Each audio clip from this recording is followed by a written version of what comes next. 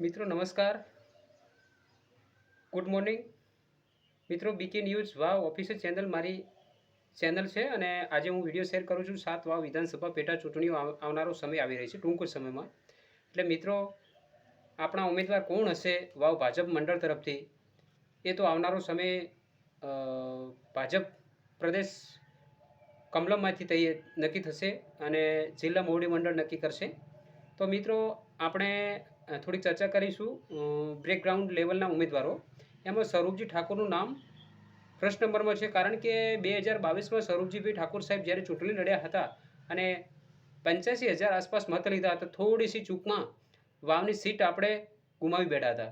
એટલે એ વખત જ્ઞાનીબેન જીતી ગયા હતા અને જ્ઞાનીબેન હમણાં જ ચૂંટણી ગઈ લોકસભાની, એમાં પણ પોતે દાવેદારી કરી હતી અને લોકસભાની બનાસકાંઠાની સીટ જીતી અને દિલ્હી એમપી બનીને જતા રહ્યા છે. અને એમની જગ્યાએ 7 વાવ વિધાનસભા પેટા ચૂંટણીઓ થવાની છે. એમાં આપણી વાવ વિધાનસભાની જે સીટ છે ખાલી છે, એમાં ઉમેદવાર તરીકે સ્વરૂપજી ઠાકોર, અહીં સ્થાનિક ઉમેદવારમાં ગુમાનસિંહ બાપુ, વાવરાણા ગજેન્દ્રસિંહ, ભગવાનભાઈ વ્યાસ, અમીરમભાઈ આસળ, માવજીભાઈ પટેલ સાહેબ. ખૂબ નામ અઢળક છે આપણા વાવ વિધાનસભા ઉમેદવારની રેસમાં. તો પણ મિત્રો નવો ચહેરો બળવંતજી ઠાકોર એસએસડી નિવૃત્ત સૈનિક પણ છે, એ પણ મારા સંપર્કમાં છે અને મને કોલ કર્યો હતો કે બાબુભાઈ મોવડી મંડળ જો મને ટિકિટ આપે તો મેં ટિકિટની માગણી કરી છે. અને મિત્રો પોતપોતાના દાવા હોય, ટિકિટની માગણી તો કરે, પણ પ્રદેશ ભાજપ કોને ટિકિટ ફાળવે છે, એ સ્થાનિક બ્રેકગ્રાઉન્ડના નેતાને ટિકિટ આપે છે કે કોઈ બહારના નેતાને ટિકિટ આપે છે, એ તો આવનારો સમય નક્કી થશે અને વિચારીશું. એમાં ઘણા બધા નામ છે. ખેમજીભાઈ ઠાકોર એ પણ એક યુવા નેતા છે અને ખૂબ લોકોની સેવાઓમાં તત્પર અને સક્રિય છે. અને તાનાબેન નામ પણ સાંભળ્યું છે, એ પણ ઠાકોર સમાજમાંથી આવે છે અને નવો ચહેરો છે. હમણાં સતત લોકોના સંપર્કમાં ખૂબ ગામડાઓમાં ફરે છે, ચર્ચાઓમાં પણ ખૂબ રહ્યા છે. અને મુકેશભાઈ ઠાકોર યુવા ચહેરો કહેવાય. 2022માં સ્વરૂપજી ઠાકોર જ્યારે ચૂંટણી લડ્યા હતા અને એમના સંપર્કમાં હું પણ 6 મહિના રહ્યો હતો. એ પણ યુવા ચહેરો છે અને વાવની સીટ માટે જો ચહેરો જુએ તો યુવા ચહેરો જુએ છે. અને આવનારો સમય વિકાસના પંથને વાવને ધગધગતું કરવું હોય તો યુવા ચહેરા ઉપર મૂકે વાવ ભાજપ મોવડી મંડળ. એટલે બને ત્યાં સુધી કોઈ પણ નવો ચહેરો હોય. અમારા દલિત સમાજના પણ વાવ બેંક વોટ બેંક 50,000 આસપાસની છે.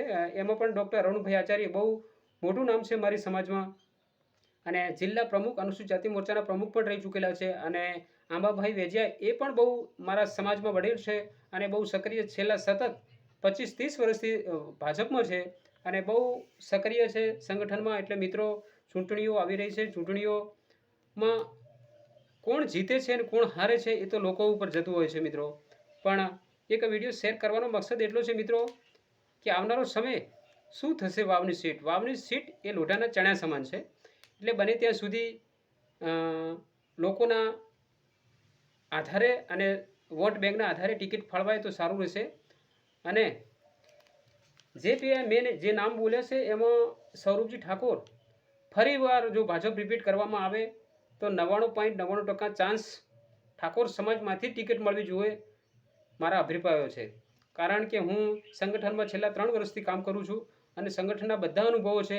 હું પાર્ટીમાં 3 વર્ષથી સક્રિય છું, પણ હું બારે ફરું છું અને લોકોના મુખે જે વાતો સાંભળું છું એના આધારે મિત્રો ચૂંટણીના પરિણામો મેં જોયા છે.